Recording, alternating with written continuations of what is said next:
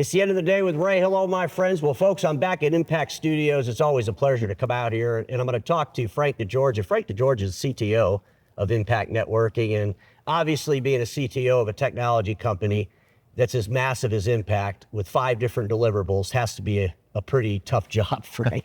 So, Frank, I want to start this out by just, will you share with the audience your tenure at Impact and, and up to today, I guess. I mean, it was about 19, well, it was 19 years a few weeks ago. So I started here when the company was about 35 employees. This was my first job out of college. So I graduated Bradley University and started working at Impact in June of '06. Started in a more technical role, installing DocuWare, professional service work and content management and business workflows. Did that for about a year, then moved on to what we would call a consultant or BDS today, which is sales support and supporting the sales team for the more complicated products that we sell. So I was the first person in that role. Grew to oversee and lead that team. That team transitioned from just content management to low code, building applications for customers, data. We're moving that team into AI now. Managed a bunch of great people. Actually, was the first person I ever hired, Patrick Scully, as a VP and a partner in the company, which is fun. And I gave all that up to focus on our internal transformation probably about 4 years ago, maybe. Yeah, I think about 4 years ago. And that team now is going a different direction, being led by different people, which is great to see. And over the last 4 years, we've done a number of things. We've built applications ourselves. We've bought applications, replaced our CRM. We're doing an ERP and a PSA implementation now for Impact. We just did that for DOT about 6 months ago. And so it's a tough job, sure, but it's fun. I love what I do, and I wouldn't trade it for anything. Well, it's got to be awesome to be a partner in the organization as well. And, how does that make you feel, I guess, when that happened? That's got to be a cool thing. Yeah, that happened in 2014. And I guess it's good to be recognized for hard work and for performance. It's not something that I asked for. It's something that the Frank and Dan and Tom recognize what the things that we were doing or I was doing. And I think that's important that, the partners that we have today are recognized by the other partners for doing good work and great work and helping the company move forward, having true business impact. That's great. That's a great form of recognition. Well, I don't think Kuko gives out partners for just the whim, So I don't think so either. And all the partners at Impact obviously are all top-notch quality people. I would agree with that. When you explain your background a little bit, and because you were out in the field and you were helping deliver all these services, and you guys were a huge DocuWare, you probably still are, but you were doing all these basically digital transformation before it was even a buzzword. So how does that help you as a CTO managing all of the technology for the company itself? Do you think you got an advantage to that? Or, if they would have went out and said, hey, we want to bring in a CTO and the guy knows nothing about our business?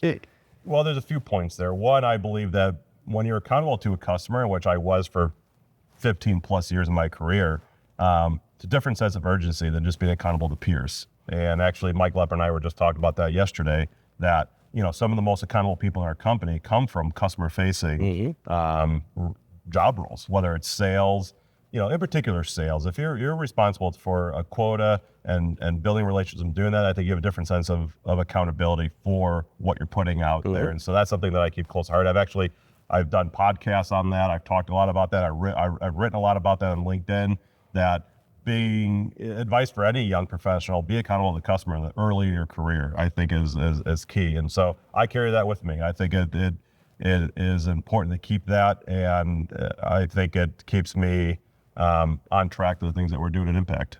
How does think about some of the other organizations in our peer groups, if you will, where maybe they have really high qualified chief technology officers, but they are out in the field, and when they make that decision, hey, we're going to bring them internal, well, they're giving you up for out in the field. So, how did that when you transitioned, what happened in that? How did you do that? Yeah, really it came down to Frank coming to me and saying, there's who wins, the customer or impact? And that's a tricky decision because you want to take care of your customers, but we also can't just ignore the things we know we need to do here. And so it really came from him asking me, is like, we need to pick a path because, doing both doesn't seem like it's going to be sustainable. He really wanted me to focus on our internal operations. And so I was up for it, and I was already doing it half-time, right? So that became full-time. I tell you what, there's nothing I miss more than going to first appointment, though. I mean, those are still things that I enjoy doing every once in a while, get in the field, meeting with customers. Now I think I get the best of both worlds where I focus on internal work, right? I'm not accountable for a quota anymore, which for the first 15 years I was. And now when customers come in, I can do the fun stuff, the meet and greet, the tours. I can explain some of the things that we're doing, relate, from a different perspective. Because now I'm on their side of the table more than, I'm on the other side of the table trying to sell them something. Now I'm just giving experience of the things that we've done because I manage lots of vendors now and a big budget and people. And it's allowed me to give a different perspective when I go meet with customers now. Well, I don't think Frank would have offered you that position had you not had the foresight to bring somebody in to be able to replace you too. And I think that's a lot of the problems we see in a lot of business environments. People are afraid to hire people that basically do their job because they're, what's going to happen to me? But if they have the right mindset, what's going to happen to me is I'm going to move on. Yeah. So that's a great thing. I think we've have that mindset across the board where we want great people to do things that I can't do or that Mike Lepper can't do or Jeff Miller, Anthony Kuko, because that's how we build the things that if we can do everything, then, we don't need that person. But there's lots of things that we can't do that we need these people to help complement the work that the whole company is doing. I want to spend a little time because I know you did this massive migration. You put in this new PSA and I think you had some, pretty much you tripped a little bit in the beginning of that. I remember talking about this with you, but share a little bit about that. So, because you are the CTO and the reason you're the CTO is because, the CEO and Frank Kuko isn't a technologist. So he has to rely on folks like you to do all this. So explain to a little bit about this path to really get nailed down this PSA. And I think right now you guys are using Halo. Yeah, yep. Halo's live at DOT. Yeah. So explain to me the transition and maybe a little bit of the hiccups along the way with that. Well, so when we first hired Patrick Layton in 2014, right, we were supporting an experiment of managed services and IT and long-term contracts with, using our financing partners strategically. And so we built workarounds or tools just to support that. And then those things became not just workarounds, but major business processes. And some of those major business processes became applications and products in their own to do that. And we looked at that at a certain point and said, it's time to stop trying to keep up and build things ourselves and get the right tools in place. And so we actually failed our first time. We worked with a different partner than Halo. We had them come in, we gave them 8 months. And same on the ERP, we had a different vendor come in. We were trying to do those two things in parallel. And we scrapped both of them. And we scrapped both partners. And we kept Dynamics Finance as an ERP, but we found a different partner to help us with that. And then we scrapped the product on the PSA and gave Halo a second look because we were hearing some rumblings that they were, the product and stuff is really coming together. And it's been great. If I could say, there's this concept of forward deployed engineers or developers in the SaaS world. And what that means is they take some of their best people, put them in the implementation to own the customer relationship and make sure the software does what it needs to do for strategic customers. And that's what Halo's done. We've had a couple of their best people engage with us. They care about us. We've become friends with those people. We're getting feedback into the product directly into their pipeline and getting it back in a timely fashion. Because I know we're complicated and we're trying to simplify, but we're not what these other PSAs have, which is they have a bunch of $5 million operations running their product. And so they're not interested, or at least we didn't feel like they were interested in our ideas. And Halo is taking the opposite approach, knowing that the market is probably consolidating over the next 5 to 10 years, which you've talked about, and really focusing on how to get some of the bigger players on their platform. And so that feedback loop, from their engineers to some of the executives has been great.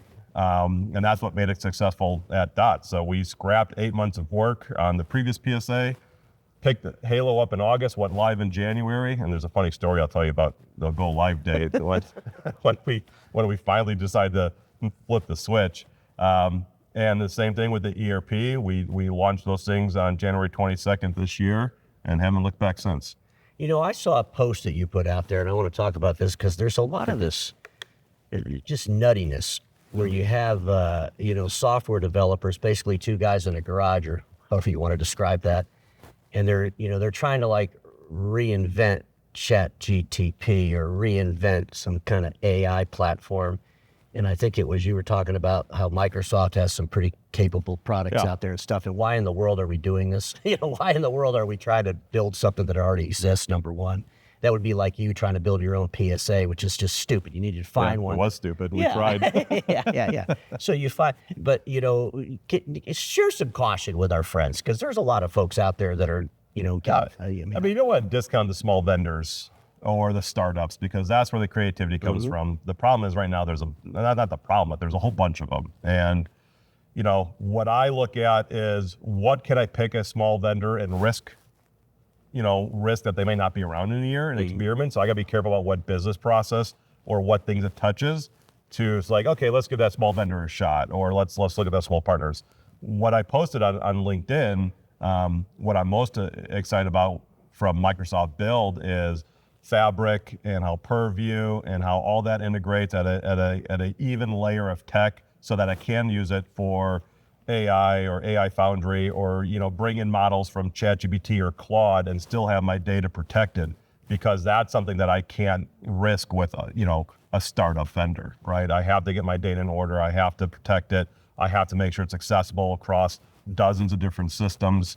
And so that is what I'm most impressed with Microsoft is how that's starting to come together because I think when Fabric was first pushed out, people didn't know if it was just a Power BI replacement. It's starting to consolidate some tools, didn't really work right. There were some issues with it, but now it's coming together. You see that, which is typical Microsoft. They release something 18 months later, starts to work right, How many people are on your team? Because you can't be keeping in the loop on all this stuff. I mean, you're a smart guy, but holy crap, there's a lot of moving pieces. I have people that are much smarter than me, and what I said about Fabric is probably the extent of my technical know-how of how it works because I've lost that over the years, but I have a great team. I have two directors that report to me, and they each have two teams.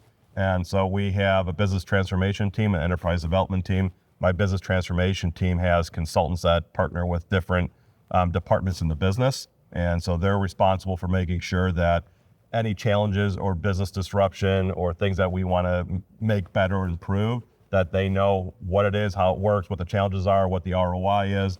They feed that over to a team of architects that not only technically architect the solution, but also from a business process architect the solution.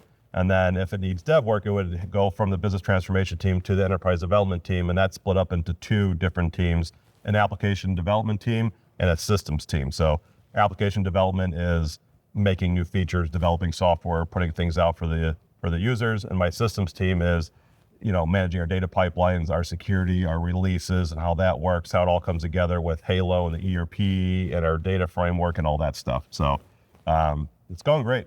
It keeps you busy. Keeps me busy. There's a lot going on. Well, you got the audience pent up now. They need to know the story. The story. What's the story? So you kick off Halo, and it took you how long to get there? Like 8 months, 9 months? It was like 6 or 7 months. And so all the work that came in, there was probably 30 people involved in making sure that went off okay.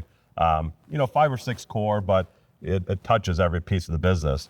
And we were doing a firm switchover, right? We left the old system up from a read-only standpoint, but on January 22nd, we were switching over their primary support and intake at Dot Security, where everything comes in and all the agreements and the contracts and the ERP and the invoices was all switching over on January 22nd. So we made a little video, put it up on the big screen at Dot, got people excited.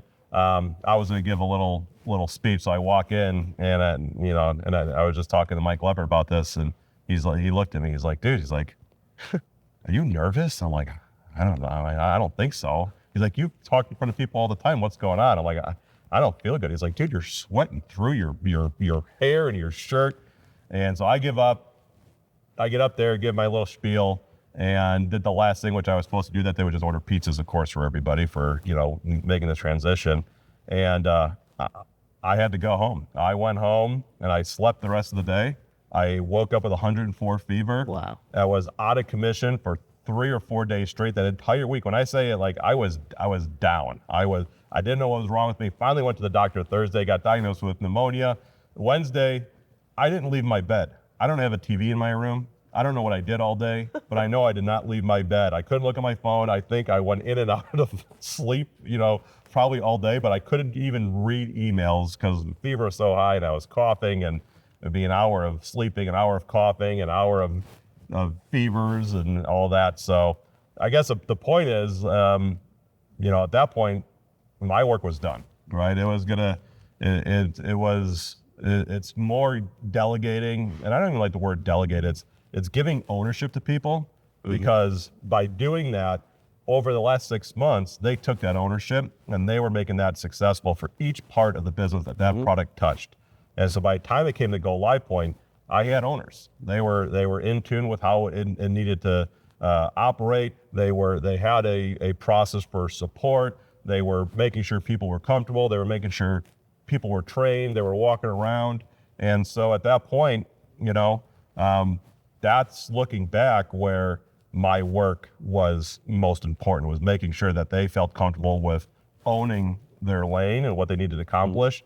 And at that point, I think I just listened for making sure things come together, right? And so it was a reflection point, because I was able to check out that week, and trust me, I was equally as uncomfortable doing that as probably they felt, me just thinking I'm abandoning them, but I couldn't do it. And so, but I shouldn't have to. And I think anyone leading major transformation or even teams, if you can't take yourself out of the equation for a week and you're the bottleneck, then you're also the problem.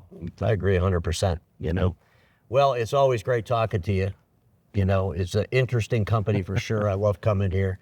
You've definitely got your challenges. We have economic challenges all around us. There's a lot of things going on in the world, but keep doing what you're doing. And I think that the leadership and impact as you transition now, and there's in the leadership of the whole company, things are looking good, and I'm really excited to keep on watching you. Is there anything you want to add before we end this? I guess next time we'll talk, we'll let you know how it goes with Impact, because Halo and the ERP are rolling on Impact in October, which would be Halo, and then the following June, which will be ERP. So we'll stay in tune on that. Bring me back for the party of that. If whatever you do, try to get some rest before, so you don't have to get sick after you kick it off. Yeah, right. Okay. Because you know what, Frank? Everybody watching me knows this: status quo is a killer of all that'll be invented. Don't get stuck there, and I'll see y'all later.